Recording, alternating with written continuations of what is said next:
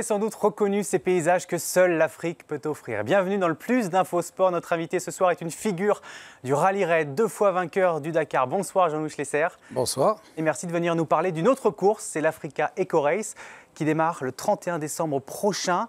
Vous êtes le directeur de cette course, il y a plein de spécificités. On va en parler juste après l'essentiel de l'actualité de ce mercredi. C'est un rallye à l'ancienne, alors ça n'a rien de péjoratif, bien au contraire, puisque c'est notre invité qui le dit, Jean-Louis Schlesser, directeur de cette épreuve. On va voir ce qui distingue justement l'Africa Eco Race des autres courses, mais d'abord, pour avoir en tête quelques chiffres. Regardez, ce sera du 31 décembre au 14 janvier prochain, départ de Monaco, arrivé à Dakar, 12 étapes, 6054 km. Est-ce que le directeur de l'épreuve que vous êtes est content du parcours mis en place pour cette année ? Écoutez, on est très très content parce que ce parcours, eh bien, il suit les traces de ce qu'avait tracé Thierry Sabine à l'époque. On part de Monaco, pourquoi ?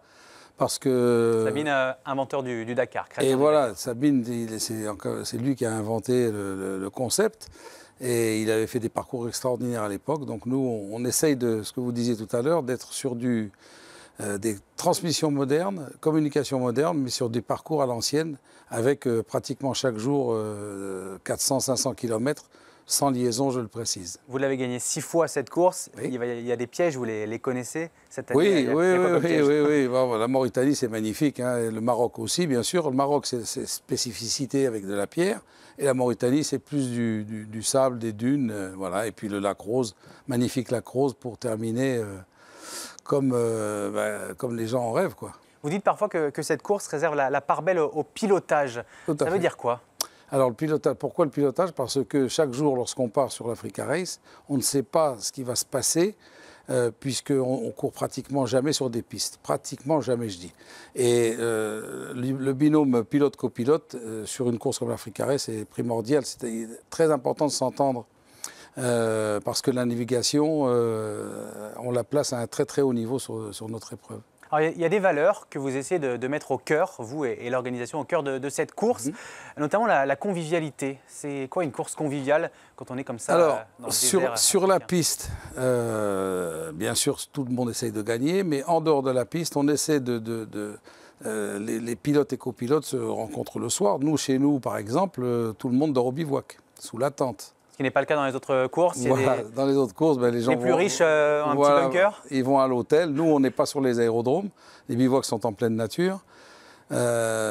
Si un concurrent a un problème au bivouac, eh bien, un autre peut le dépanner. Enfin bref, c'est une grande famille, la grande famille du rallye raid. Quand vous parlez d'entraide aussi, on a par exemple au niveau médical 3 hélicoptères.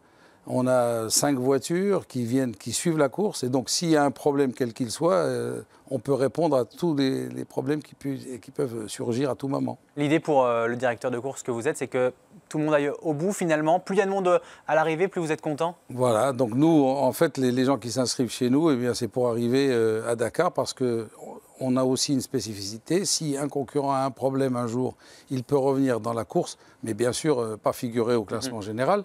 Pour l'aventure. Mais participer pour l'aventure, tout à fait. Avec une spécificité aussi qui est assez étonnante, c'est que les camions et les voitures sont dans le même classement, ensemble. Tout à fait. Alors nous, on est la seule épreuve comme ça à figurer au classement, les voitures et les camions. D'ailleurs, je crois il y a 3 ans, il y a un camion qui a remporté une spéciale et qui a fini 3e au scratch. Alors dans le nom, Africa Eco Race, il y a éco pour écologique. Pourtant, ça peut paraître un peu contradictoire, l'écologie et ce genre de course. C'est vrai. Alors, non, l'éco, je vais vous dire, c'est une idée qui nous est venue parce que notre épreuve accepte tous les projets qui seraient susceptibles de faire une promotion pour ou l'électricité ou l'hybride. Enfin, et donc, cette année, nous avons une moto qui va courir entièrement électrique. C'est-à-dire que s'il veut son trophée complètement électrique, il n'aura pas le droit de faire un morceau ou une étape, manquer une étape. Tout est électrique. Ça, c'est assez exceptionnel pour en parler. Alors ça, c'est un exemple. Pour les voitures, on a eu une voiture une année qui a fait aussi tout le parcours avec une voiture électrique. Mais là, par contre, il avait un générateur à bord, enfin un genre de générateur.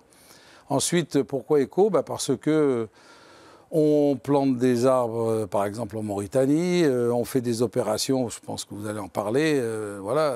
Et justement, est-ce qu'il y a cette volonté de se démarquer peut-être du Dakar, qui parfois a été critiqué peut-être pour ce que certains appelaient une agression écologique? Est-ce que justement vous voulez être un peu différent pour répondre à ces critiques-là?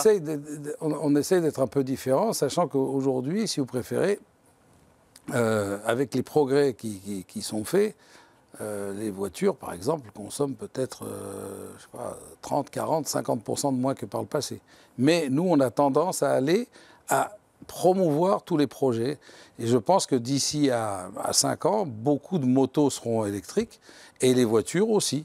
Donc on donnera un avantage à celui qui viendra avec de l'hybride. Vous passez par la Mauritanie. On sait que le Rallye Dakar a quitté le continent à cause des problèmes politiques, terroristes dans ce pays-là. Comment vous faites pour gérer cet aspect sécuritaire?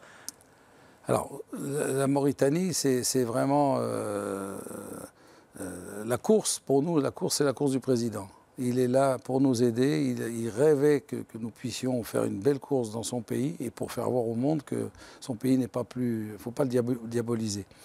Et on a notre service, les gendarmes, la police, enfin bref, l'armée.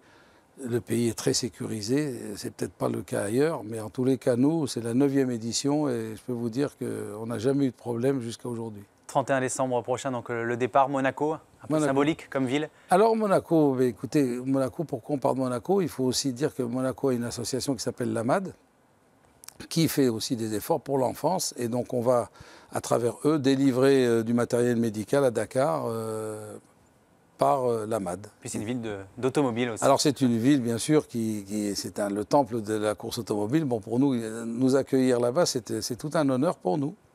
On rappelle donc les dates du 31 décembre au 14 janvier prochain, l'Africa Eco Race. Et une journée de repos à Dakhla. Ce sera mérité, sans doute, important dans cette course. Merci beaucoup d'être venu sur le plateau avec Plus plaisir. Sport. Et puis on suivra évidemment l'Africa Eco Race. Merci Jean-Michel Lessay. Merci à vous. C'est la fin de ce Plus d'Infosport, mais restez avec nous parce qu'on va continuer à parler Rallye Raid tout au long de la soirée. À tout de suite.